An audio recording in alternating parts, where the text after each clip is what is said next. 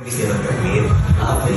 Ngayon, kung ayaw ko kami bigyan ng permit, kami ho ang gumagawa ng aming way para ipakita sa inyo na nalikan po yung usapan namin may-ari. In fact, may gig-up yung dapat kalabas yung subiyagan dyan.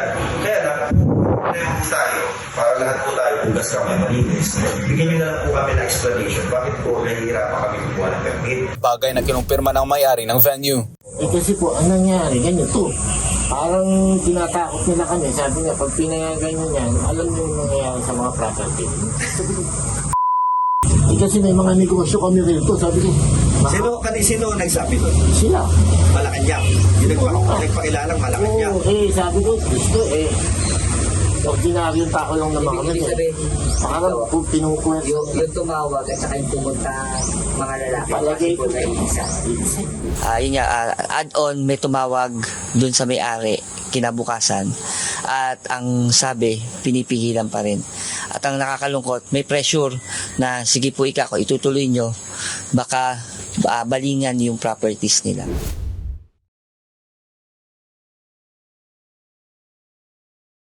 Ang naturang hakbang ay hindi sana kailangan dahil gaganapin naman ang venue sa isang pribadong lugar at base sa Batas Pambansa or BP 880, hindi kailangan ng kaukulang permit sakaling magsagawa ng pagtitipon dahil karapatan ito ng taong bayan. Pero naging pahirapan ang sanay simpleng pagpapaalam lang. Bigyan ng permit.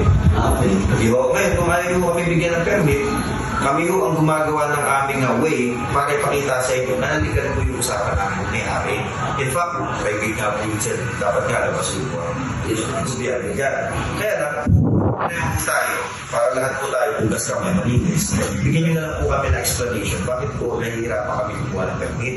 Kasi malinaw po sa sinasaad, sir, ng BP 880 na hindi naman talaga namin kailangan ng permit. Nagugat ang lahat ng ito matapos na ibalita ng SMNI News nitong Miyerkules, April 24, 2024, ang ginawang prasko ng TAPS Coalition. Sinabi kasi doon ng grupo na matutuloy na ang Maisog Peace Rally sa Central Luzon at ito'y gaganapin sa bayan ng Bustos, Bulacan. Ayon kay Verdel de los Santos, Regional Organizer ng TAPS Coalition, Central Luzon, na tinawagan umano ng mga taga-Malacanang ang may-ari ng venue at pinagbantaan.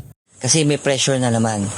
Yun nga, add-on may tumawag dun sa may-ari kinabukasan at ang sabi pinipigilan pa rin at ang nakakalungkot may pressure na sige po ikaw itutuloy nyo baka balingan yung properties nila. Bagay na kinumpirma ng may-ari ng venue.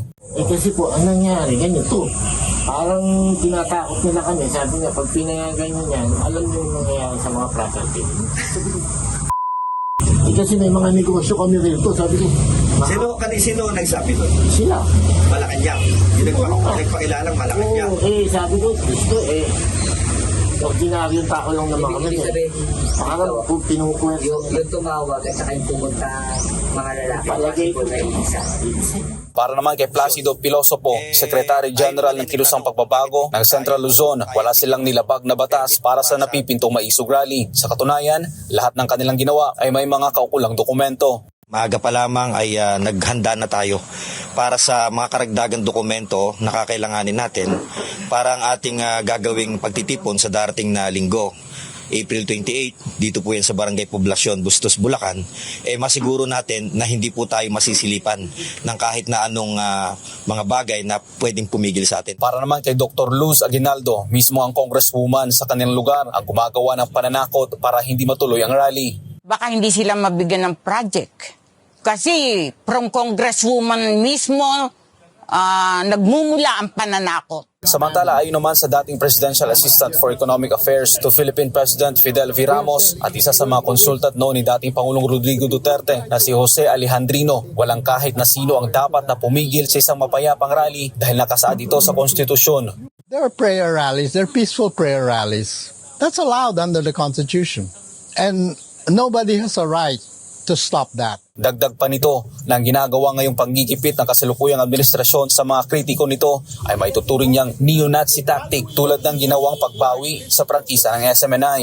The government has its own propaganda machine. So, if you want to have democracy, a strong democracy, you have to allow the opposition to air its views. Now, the moment you start cracking down on the platforms of the opposition, you are actually resorting to what I call neo-Nazi tactics. Because in every authoritarian government, they started out the same way doing this. And what is wrong with, and as a matter of fact, we should be happy that we have platforms like SMNI that disagree. Sa huli, sinabi ni Alejandrino na dapat nang itigil ng Marcos administration ang panghaharas sa kanilang mga kritiko, kasabayang panawagan sa taong bayan na dapat magkaisa at ipakita sa mga inihalal na dapat ang taong bayan ang nasusunod at hindi ang mga politiko. So, this government is really should rethink its policies and stop all these harassments. That's what people power is. You are taking back the power into your own hands.